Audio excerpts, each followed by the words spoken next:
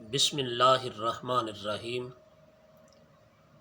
بیٹا، آج ہم اپنے 21ویں لیکچر کو پڑھنے جا رہے ہیں۔ میں لیول 10th کے تمام طلباء و طالبات سے مخاطب ہوں۔ بیٹا، ہم نے اپنے 19ویں لیکچر میں پاک ایران تعلقات پڑھے تھے، 20ویں لیکچر میں پاک افغانستان تعلقات پڑھے تھے۔ تو یہ مسئلہ کشمیر کی ابتدا اور ارتقاء یہ ہمارا 21واں لیکچر ہے۔ پاکستان اور بھارت کے مابین مسئلہ کشمیر شروع ہی سے وجہ تنازع چلا آ رہا ہے۔ لڑائی کی بڑی وجہ مسئلہ کشمیر ہے۔ قیام پاکستان کے وقت کشمیر کی قریباً 80% آبادی مسلمان تھی، یعنی 100 میں سے 80 لوگ مسلمان تھے اور 20 لوگ دیگر اقوام سے تعلق رکھتے تھے۔ وہاں کے مسلمانوں کی خواہش تھی کہ کشمیر کو پاکستان میں شامل کیا جائے، لیکن وہاں کا ڈوگرا راجہ ہری سنگھ پاکستان اور مسلمانوں کے خلاف تھا۔ اس نے انتہائی عیاری یعنی چالاکی اور ہوشیاری سے کام لیتے ہوئے کشمیر کا الحاق بھارت سے کر دیا، کشمیر کو بھارت سے جوڑ دیا اور بھارتی فوجوں کو کشمیر میں داخل کر کے یہاں بھارت کا تسلط قبضہ قائم کر دیا۔ اس پر کشمیری مسلمانوں نے علم جہاد کا جھنڈا بلند کر دیا اور وادی کے قریباً 1/3 حصے کو بھارتی فوجوں سے آزاد کروا لیا، جو اب بھی آزاد جموں و کشمیر کے نام سے جانا جاتا ہے اور وہ پاکستان کا حصہ ہے۔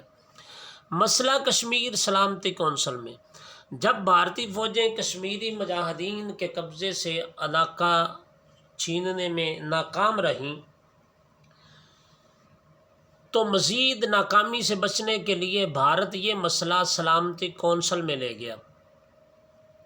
بھارت نے وہاں یہ موقف اختیار کیا کہ کشمیر کا باقاعدہ الحاق بھارت سے ہو چکا تھا، اس لیے یہ علاقہ بھارت کا ہے۔ بھارت نے مزید دعویٰ کیا کہ پاکستان نے کشمیر پر حملہ کیا ہے، جس کا مطلب بھارت پر حملہ ہے۔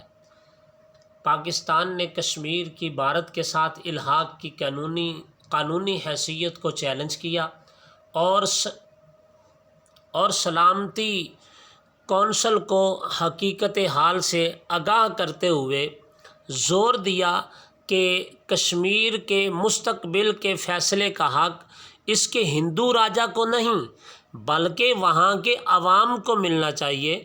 سلامتی کونسل نے ایک قرارداد کے ذریعے کشمیر میں جنگ بندی کی اپیل کی، چنانچہ 1 جنوری 1949 کو جنگ بندی عمل میں آئی۔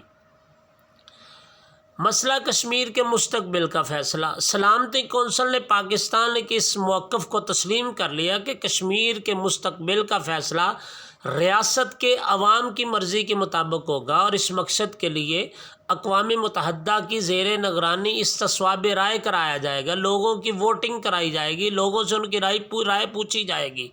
سلامتی کونسل کی اس قرارداد کو پاکستان بھارت دونوں نے منظور کر لیا اور جنگ بندی ہو گئی۔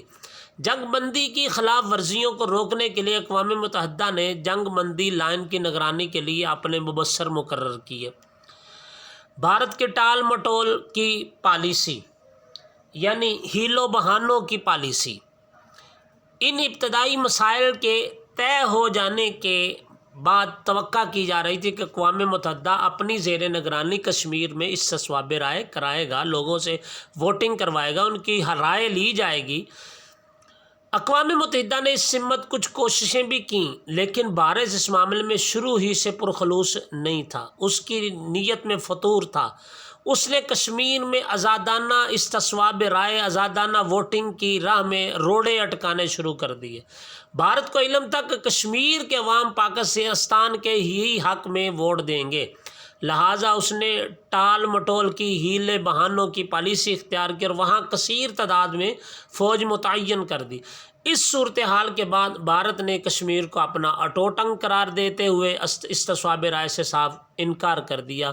اس طرح مسئلہ کشمیر اب تک حل طلب ہے، اس کا کوئی فیصلہ نہیں ہو سکا اور پاکستان اور بھارت کے درمیان 2 بڑی جنگوں کا سبب بھی یہی مسئلہ بن چکا ہے۔